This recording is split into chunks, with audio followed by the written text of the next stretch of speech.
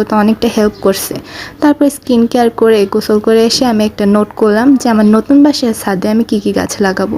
তারপর একটু guitar practice করে আমি গিটার ক্লাসের জন্য রেডি হলাম। তারপর গিটার ক্লাস করে আমি আর আম্মু একটু রেস্টুরেন্টে খাওয়া দাওয়া করে বাসায় আসলাম। বাসায় এসে আর কি পড়তে বসলাম। এইটা আর কি শুক্রবারে আমি ভিডিওটা বানাইছিলাম, বাট আপলোড করলাম আজকে, কারণ আমার শুক্রবারের পরে সময়ই হয় নাই ভিডিও আপলোড করার। আজকে হইলো তাই করলাম আর কি।